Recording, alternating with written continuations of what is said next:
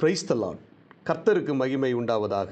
இந்த நல்ல காலை வேளையில் கர்த்தருடைய வார்த்தை மூலமாய் உங்கள் யாவரையும் சந்திப்பதிலே நான் மிகுந்த மகிழ்ச்சி அடைகிறேன். ஏசாயா தீர்க்கதரிசியின் புத்தகம் 48ஆம் அதிகாரம் 10ஆம் வசனம், இதோ உன்னை புடமிட்டேன், ஆனாலும் வெள்ளியைப் போலல்ல, உபத்திரவத்தின் குகையிலே உன்னை தெரிந்து கொண்டேன் என்று ஆண்டவர் தம்முடைய வார்த்தையை ஜனங்களுக்கு அறிவிக்கிறார். இந்த கால நேரத்திலே தேவன் நம்ம எங்கே தெரிந்து கொள்ளுகிறார் என்று சொல்லி பார்ப்போமானால், உபத்திரவத்தின் குகையிலே நம்மை தெரிந்து கொள்ளுகிறார். ஒரு உபத்திரவங்களும் பாடுகளும் தான் நம்ம யார் என்பதை தேவனுக்கு முன்பாக நிறுத்துகிறது. அல்லேலூயா. அப்போ நம்ம யார் என்பதை தேவன் புரிந்து கொள்ள வேண்டுமானால், அறிந்து கொள்ள வேண்டுமானால், நமக்கு சில உபத்திரவத்தின் மூலமாகவே தான் தேவன் நம்மை அறிந்து கொள்கிறார். அதனால தான் சங்கீதக்காரன் தாவீது சொல்லுகிறார், நான் உபத்திரவப்பட்டது நல்லது என்று சொல்லுகிறார். ஆமென். அந்த உபத்திரவப்பட்டதுனால தான் உம்முடைய பிரமாணங்களில் நான் தியானமாக இருக்கிறேன், உம்முடைய பிரமாணங்களை நான் அறிந்திருக்கிறேன் என்று சொல்லுகிறார்.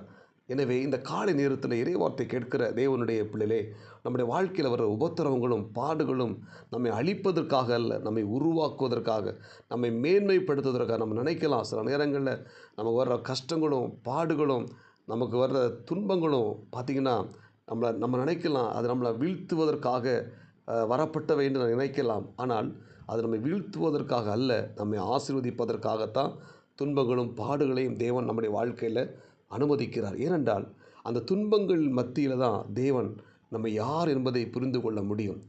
நம்ம ஆசீர்வாதமாக இருக்கும்போது நம்மளுடைய வாழ்க்கையில் நம்ம யார் என்பதை தேவனுக்கு ப்ரூஃப் பண்ண முடியாது.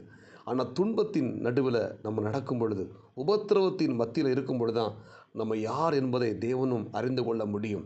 இன்றைக்கி அநேகருடைய வாழ்க்கையில் பார்த்திங்கன்னா, சிலவங்க துன்பப்படுவாங்க, வேதனைப்படுவாங்க, ஆண்டவரை விட்டு தூரமாக போயிடுவாங்க.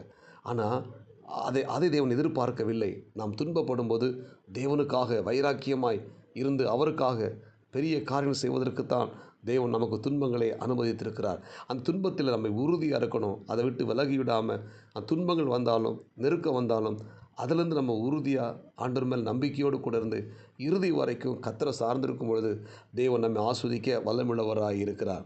அப்போஸ்தலனாகிய பவுலை தேவன் அழைக்கும் பொழுது, இவன் நிமித்தமாக எவ்வளவாய் பாடுபட வேண்டும் என்று சொல்லி அவனை அழைக்கிறார். பவுலுடைய ஊழியத்தின் அழைப்பை பார்த்திங்கன்னா, பாடுகள் படுகிறதாம். அவருடைய ஊழியத்தில் பாடுகள், நெருக்கங்கள், கஷ்டங்கள், அதில் தான் அவருடைய ஊழியம். இதை தான் தேவன் அவருக்கு கொடுத்த அழைப்பு. ஆனால் அந்த உபத்திரவத்திலையும் அந்த துன்பத்திலையும் இருந்த பவுல், தேவன் அவரை வழிநடத்தின விதத்தை பார்த்து அவர் சொல்கிறாரு, நான் உபத்திரவப்பட்டது எனக்கு ரொம்ப சந்தோஷம், நான் பாடுகள் படுவது எனக்கு பிரியமான காரியம் என்று சொல்லி அவர் அழகாக சொல்லுகிறார். பாடுகளில் பிரியப்படுகிறேன் என்று அழகாக சொல்லுகிறார்.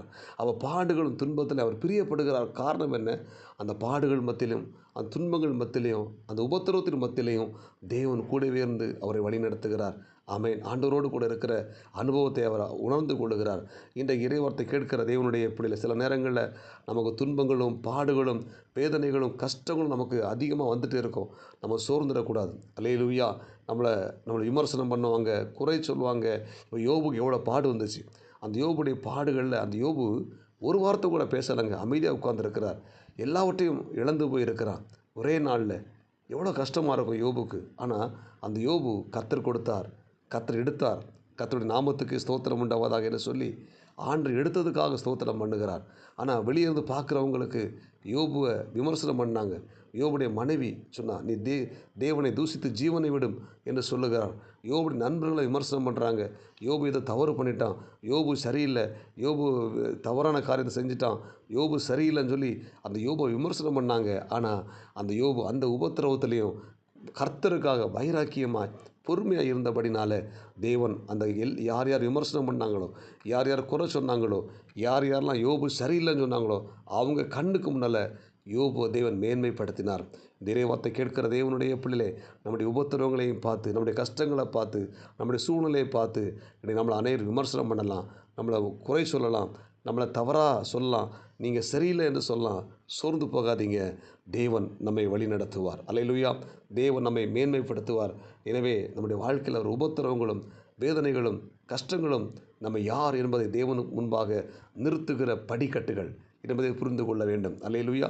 உபத்திரவங்களும் துன்பங்களும் வேதனைகளும் பாடுகளும் தேவன் நம்மை அறிந்து கொள்ளுகிற அந்த பகுதிகள், அந்த இடங்கள் என்பதை நாம் புரிந்து கொண்டு அந்த உபத்திரவத்திலையும் நெருக்கத்திலையும் கஷ்டங்கள்லையும் நம்ம ஆண்டவரை விட்டு தூரமாக போகாமல் மறுதளிக்காமல் அவரை சார்ந்து கொண்டு விசுவாசமாக இருப்போமானால் நம்மை நிச்சயமாக ஆண்டவர் பலப்படுத்துவார், நம்மை ஆஸ்வதிப்பார், நம்மை மேன்மைப்படுத்துவார். எனவே இந்த காலை நேரத்தில் நீங்கள் ஒருவேளை உபத்திரவப்பட்டு கொண்டிருக்கலாம், வேதனைப்பட்டு கொண்டிருக்கலாம். கவலைப்படாதிருங்கள். இந்த உபத்திரவத்தின் மத்தியிலையும் தேவன் உங்களை யார் என்பதை அறிந்து கொண்டு உங்களை ஆஸ்வதிக்க வல்லமுள்ளவராக இருக்கிறார். ஜெபிப்போமா? பரலோக தேவனே, இந்த காலை நேரத்தில் இந்த இறைவார்த்தை கேட்ட ஒவ்வொரு தேவனுடைய பிள்ளைகளை கர்த்தர் ஆஸ்வதிங்க.